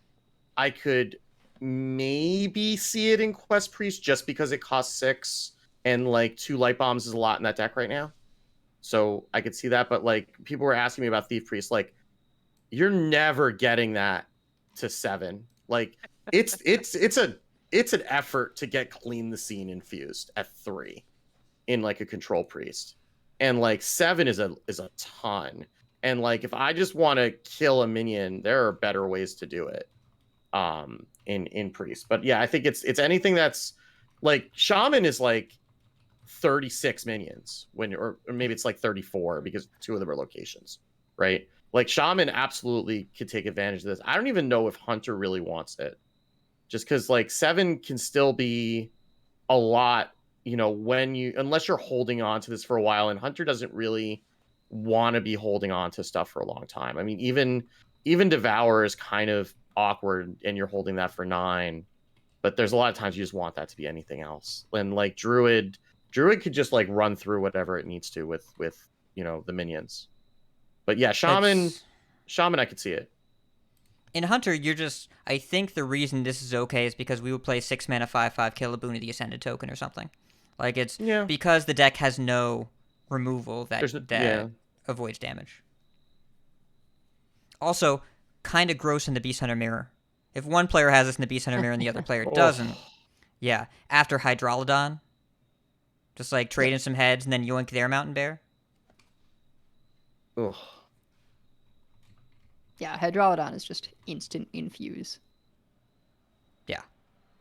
So, I don't know. I think it has narrow uses, but I do expect it to be in decks right away, and I do expect it to make those decks better. But I think most of the decks that will run it are either, like, Shaman's really, really good at infusing, but Hunter, I think, just is fine with the 6 mana 5/5.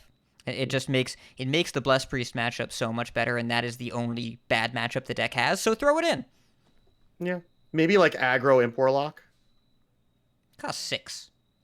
It costs 6, but like you lose to a Mountain Bear and you can trigger the text.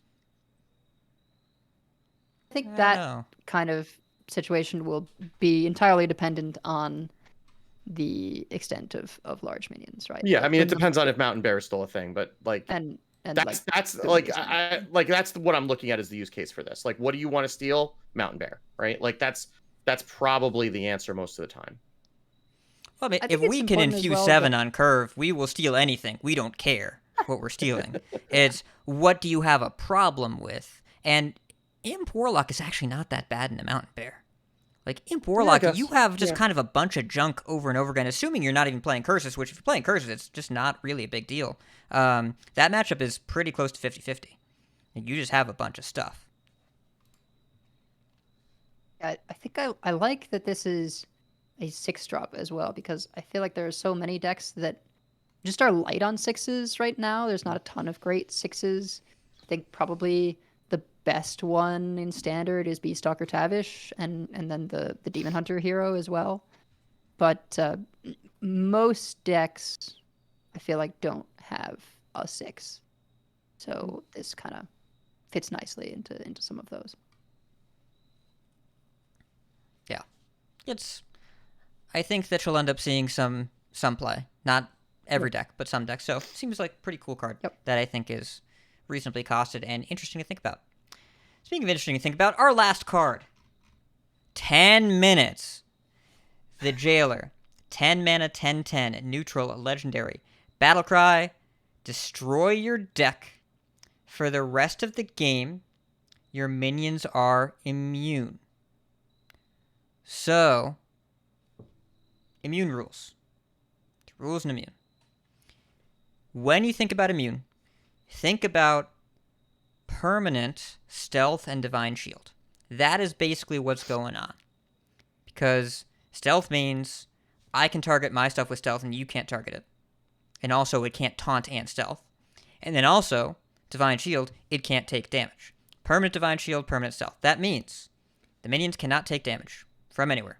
The minions cannot be targeted by your opponents. They cannot taunt. So as soon as you play this, you will have no taunts for the rest of the game. They can be removed by global removal. Twisting Nether kills immune minions. Deadly Shot kills immune minions. As long as it's not targeted and not damaging, can die. And also, Freeze still works just fine. So, Blizzard, like a Frost Nova level effect, Little Varden, Flurry, that sort of thing. They all work just fine. They are, by the way, talking about updating the tooltip. Right now, the tooltip just says doesn't take damage. That's not all that it does. Immune does more things. So just be aware. Act like anything with immune has both permanent divine shield and permanent stealth. I would imagine if you do like a collateral damage, it does the overflow damage the same way as it does with divine shield, which is do simple arithmetic, take the amount of damage you're dealing, subtract the health of the minion, do the rest of the face. Doesn't care about text boxes. That would be how I guess it's implemented. Okay. Did the rules part. What the hell?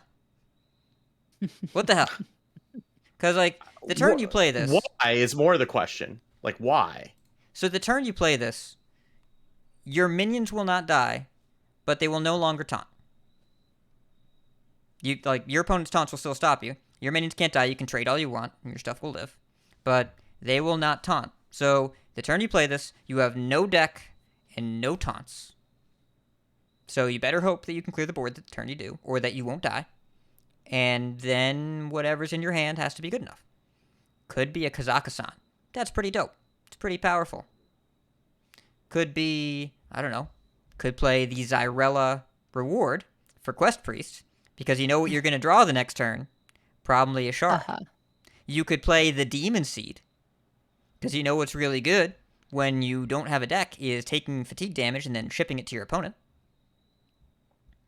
You could do all sorts of stuff. That was the one that stuck out the most to me. Yeah. Was the Demon Seed. Unsurprised. Because you can just have that preloaded. Maybe you get it part of the way there, but you're not really worried about it. And then at some point, you're just like, okay, play the 10/10. Yeah.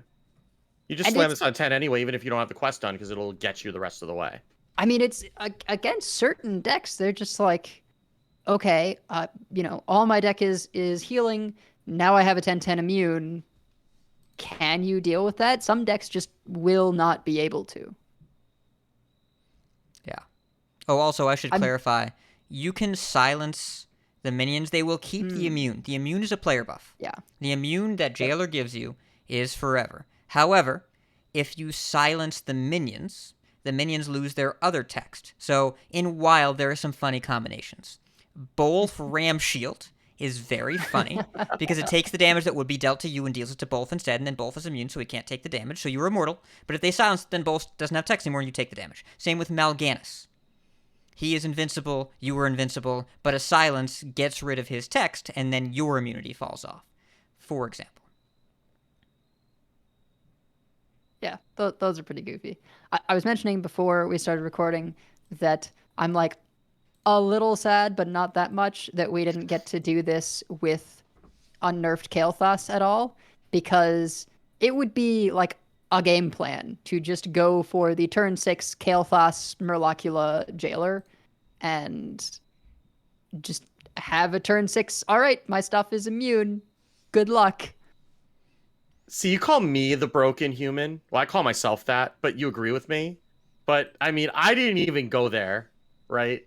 Like, oh, I wish I could cheat this out on turn 6 instead of turn 8. And then, like that didn't even cross my mind. I think what makes it powerful is the fact that it's just you have a 10/10 immune the turn that you play this. So if you have set things up so that you're not too behind, right? If we're at empty board state, you just play this and have a 10/10 immune, and it will take a bit until you will actually fatigue to death. Being 10 mana, of course, means you can tutor it with Talon pretty easily if this is like the game plan that you're going for. I don't know how this would work because of board space issues, but you could potentially do like the Jailer and Phelan, because then you will just immediately get Colossals, and those can be pretty good to throw down and be immune, right? Glug is a bit of anti-synergy, but the Priest one is kind of nuts. Blackwater Behemoth, like any lifesteal minion, really, right? Yeah. Like any lifesteal minion that you have will help you stave off the fatigue, and like if you have a board the turn you play this, right? Then you get to trade it to everything and keep that, which could offset not having the taunt. I mean, I think that will just win the game on the spot many times, right? That you make a bunch of trades, none of your stuff dies, and it's all immune. So as long as you're not up against something that, as long as you're not up against Priest, pretty much, you're fine. Cariel. What about Cariel? That first of all, you're taking half damage, and you're making gigantic things that can't be killed. Imagine you just get a couple of hero powers on the Jailer, and it's just like 18 Jailer. What's up? It's so a lot of so this is the thing about the Jailer. This is what I love about the design. People just like throw card names out. It's like, oh, that would be cool, because it exists in this place where it'd be cool to think about what if this thing happened. Now, we have to get to turn 10. We have to not be dead. We have to play this. Yeah. And the immunity has to matter. And I thought about the Colossals. I think about half of them are worse. Because Zelag is better. Kolak is worse. Hydrolodon is substantially worse. Mage, the Gaia, is better. Leviathan is better. Priests, obviously better. Krakatoa, worse. Worse-ish. Yep. Glug. Poor Glug. Gigafin, probably like pretty good. Pretty great. Nelly, substantially worse. Ozomat sucks. Neptulon, fine. Sure, you can do this. Kind of amazing, isn't it? Well, it's already immune when attacking, I guess. So. And but again, I played the Jailer, then I passed, then I played a Yeti, then I passed, then I played Neptulon. It's turn 12. Assuming we did this on time. And that Phelan turn had 6 floating mana. I hope we did something good with that. I was thinking about, it would be cool to, like, imagine if Ogre couldn't die. Except imagine if your minions couldn't get damage to make Ogre bigger, because it's a Rage Warrior. Samuro might be cool. Oh, wait, his Frenzy will never trigger. You can never Frenzy a Samuro again.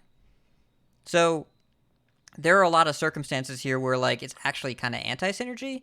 If you fill your board with tokens, like, that's just what your board is for the rest of the game. So, I'm not quite sure what we're doing. I know it's going to look goofy, but I think there will be a lot of people that will play this on turn 10 and then die. I think it is going to be quite common for that to happen. I mean, that's the question you have to answer, right? Like, how do I play a 10 mana 10/10 without taunt and live to do the cool thing that I want to do? Right? Because I guess if you're Druid, then you don't have that problem because you have 20 mana, and now you can just do whatever the hell else you want. You can't buff immune minions, right? With like targeted things. Yeah, you can. You can target them. You can target them yourself? You can just like they have stealth. Yeah. You can target your own stealth things. Yeah, like you can Earthen Scales. You can Earthen Scales a Ray Boss Onyxia. Right. Yeah. Stealth and Divine Shield. And pretend it's stealth and Divine Shield. And it was the whole thing of people being confused about giving Onyxia taunt, and then it wouldn't have taunt. Yeah, right. Yes, because it basically has stealth, and you can't have taunted stealth minions. Same thing. Well, certainly this is great if you do have sort of powerful defensive tools like potentially Earth and Scales. Certainly anything where you could maybe give it lifesteal would be pretty solid. I guess that would just be Paladin. But Yeah. I mean, as And then with also all you'd 10 probably 10 just mana Lich King- play Denathrius instead, which Well, is a why not different both? Tendra. Do we really need Denathrius follow up or Denathrius like have you pre-tech? met Druid players? Jailer doesn't necessarily want a bunch of minions, right? Because You want only you a few, and you gotta cannot. have them be good. yeah, Yeah. yeah. And you know what else is a 'Cause powerful once you have defensive them, you're tool never that getting we're rid of kind them. of Yeah. not doing? Like, if you were a Druid player and you like to Oracle Ibis and then defend yourself, you can't do that anymore because they don't have taunt. Or they do, but it doesn't matter. So it's every conversation I've had about this card. That's really cool. It's going to be really tough to kill these minions. What do we do to win and not die where the immunity actually matters? And I haven't heard a good answer to that yet. But it's not the card that I think people are going to figure out in theory crafting like the same day that it's announced. And as of right now, I haven't heard any compelling use case where like this is why the immunity matters. This is the major upside I'm getting out of the immunity instead of just killing my opponent. Because we are competing with Denathrius, which as of right now usually just kills the opponent. You got to be better than that, and you have to be a reason to do that. Well, now hold on. Denathrius wants a very different kind of deck. It wants enough minions. It has to sit in hand for a while. The Jailer is a win condition that you can just you got it. It's turn 10. You play it, right? And against certain decks, they will not be able to deal with a 10/10 immune. And as long as you can deal with their board or damage or things, you just have inevitability, right? It is a 3 to 4 turn clock, just a 10/10 swinging in. Assuming they aren't doing Right. anything, and they're not going to kill you, and they haven't been doing damage all game. Because if you're playing the kind of deck that I think Jailer wants, will not have a large minion presence. That means I'm not sure how we pressure in the mid game in a deck with not a lot of minion presence. I'm having trouble You have envisioning. quality over quantity, right? You don't have a density of minions, but the ones that you do have are very, very strong. We mentioned the Behemoth. That would be a very strong one. You can kind of tailor the minions that you're going to have. I'm not sure very you can afraid play that a the answer to this minion. is- yeah. I'm not sure you can play a minion light deck in current standard. There are not very many. Maybe this is what allows it to exist. I'm just afraid that the answer to this is Celestial Alignment. Because that kind of takes away all of the things that we've just talked about. Well, yeah, then you would set up the Kazakhstan stuff, right? But that deck is still. This makes that deck greedier. I don't think it's Kazakhstan and either, because like a lot of Kazakhstan spells like fill up your board and then what, right? Like you don't really want to play like a Noyo Horn. I mean, I guess you could play the one that makes 2 copies of it, and then you've got like 3 12/12s, and that's enough. But like, I mean, I don't. I feel like somebody's gonna do something gross with Celestial Alignment, and that's gonna be the answer, and I'm gonna be sad. I just haven't really heard a compelling argument for the value added here because all the crazy greedy late game decks win when they get there anyways. I think that if this is going to be different, if this is going to be the thing, it has to be because of the first line of text. It has to be the deck emptying. There has to be some payoff for the deck emptying. That's where I see this as a combo application or synergy enabler of the deck emptying is the important part.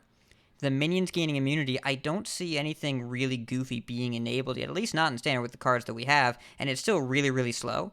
So setting up for some way for the game to end the following turn because my deck was empty this turn, that's where my head goes. That's where I'm starting to think about it. Could be something goofy, right? Garrote.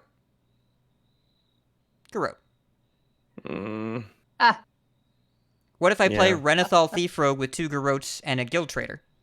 And then when I'm ready for the goofiness to be over, play this. My stuff on board kills your stuff. Next turn, take a bunch. Right? Maybe that's the answer. Maybe that's the thing. You can play a Renathal deck that consistently empties the deck now. That's where I think there's probably application. Yeah, I mean, because the thing is that, like, when you get to like a late game Relic Demon Hunter board, right? Like when you're facing down like multiple 11, 11, 12, 12s, those effectively have immune. They're not going anywhere that turn. Right. They don't have taunt. Like that's the kind of board you have. And then so like, but you still lose to Whirlpool, or you still lose to Twisting Nether, or whatever, or Brawl, or Solid whatever. Alibi, which is a big problem for this card. Right. So it's like what you're doing needs to be better than that, or it needs to take advantage of the fact that your deck is gone. And I'm not sure. I mean, Ignite could be Ignite, could be Garrote. Could be like Kazakhstan. I think there is some use case there, but that's where my mind goes now that I think about it more. I really think the empty your own deck when you can play Renathal is where I kind of want to start exploring what the Jailer looks like. Because like I wonder if it's like something super weird with like tome tampering, where you get like a certain set of cards into your hand and then you shuffle them into your deck and then you do something with, I don't know. Oh man, I forgot that card existed because it's so bad. But yeah, if you play the Jailer, once you've got whatever you need in a hand, and then you tome tampering so you don't fatigue right away. Still have to be very much in control of the game already. And I mean, just discarding your hand. Christmas so land. Yeah. I see the Trollden potential. Actual competitive viability, I think, is going to depend on some kind of combo that involves, like, you start the game with 40 cards, and then in turn 10 you go to none, and then you care about both. So, and it might just might not be for now, right? Like, we might have another piece in another set, or something else in this set that will enable this, that will go with it. It may not even be in the set, but it's something that all these weird cards, you may just have to think about, well, what if I play the Jailer? Then how does this work? Does this work with it? Yeah. I mean, I also kind of wonder if there won't just be something that's like Turbo Jailer and like have a few other follow-ups, especially if you're a druid or something, right? You just ramp Jailer and then follow it up with like Onyxia or something. I don't know. And just like, or some kind of instant board thing, and you're just like, okay, and now I'm just gonna hit you in the face and Earth and Scales the Jailer, or I don't know. Turbo Jailer is my other favorite indie band. Okay, so as fun as it is to continue going in circles around this guy, I think that we will escape jail, and we'll be back next week with the full mini set will have been released, and we will have played with it. So stay tuned to Hearthstone social media this weekend if you want to get up-to-the-minute reveals. We'll have this out over the weekend, and until then, we were in mini set prison until the cards come out on Tuesday. But the penitentiary, if you will. I like that. That was good. But for now, we have many folks we'd like to thank. Check out our thanks section on the website, coinconcede.com. You can find our contact info, our show notes, and our Patreon information. You can support us at patreon.com/coinconcede. Join us every week live by following us on Twitch at twitch.coinconcede.com. Join our community chats in our Discord at discord.coinconcede.com, where you can also sign up for our listener series, which is starting the day the mini set drops. 1 match a week, low time commitment, high fun. It's a good time. Email coinconcede@gmail.com if you want to email us. Follow us on Twitter at coinconcede. Like, share, and follow us on Facebook, facebook.com/coinconcede. Like some swag, head over to our shop at shop.coinconcede.com.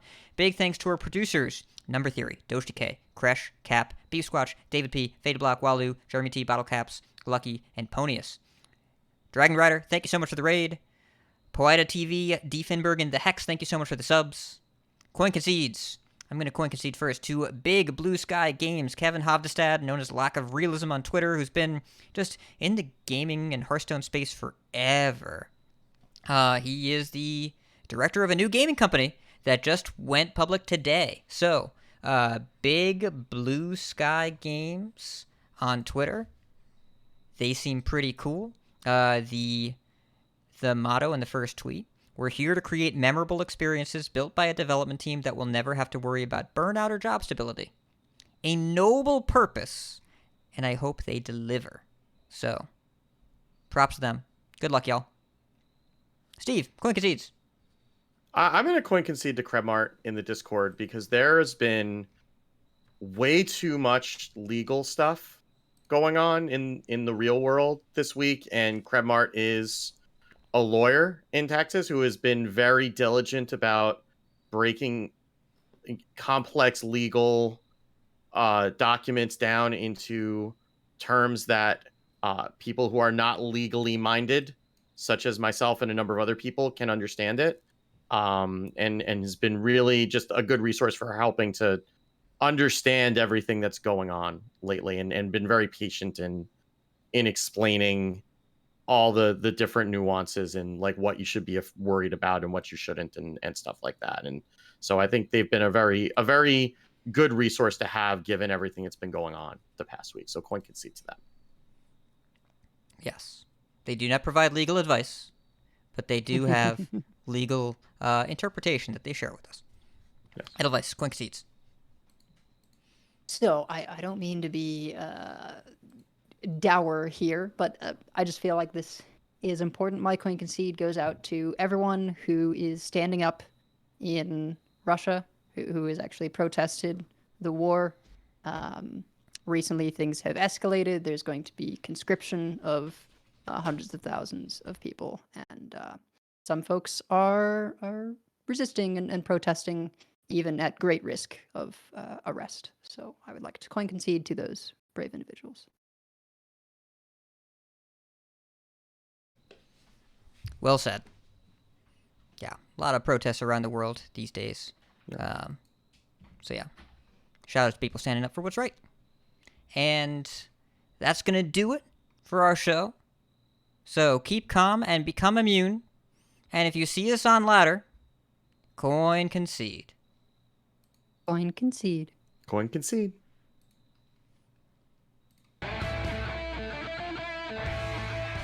Right. Stopping recording. Okay. All right. We got it. We did that in under 2 hours. Look at us. We did. Because I yelled at you. You did. You definitely did And that. because we didn't say, oh, this is going to be a short one. Yeah. We should have known better before, but we definitely know better now. Thank you everyone so much for being here. What episode is this again? It's still 362. 362. 362. Cool.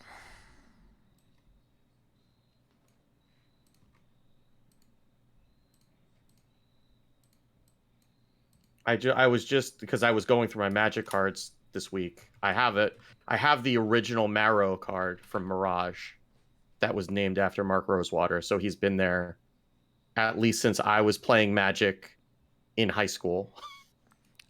He did tournament coverage for the first tournament. For the first Magic the Gathering tournament. Like the first ever. Yeah. The first one. He did coverage there because he was writing for Inquest, I think. And just kept pitching card Inquest. designs. Good lord, that's man. okay. He just Wow. kept pitching card designs to the team until they finally agreed to hire him. Let's see here. Let's see here. His podcast is pretty good too. I don't know if I think he still does it. I don't know. Drive work, yeah. Yeah. Yeah, I think he still does it from time to time.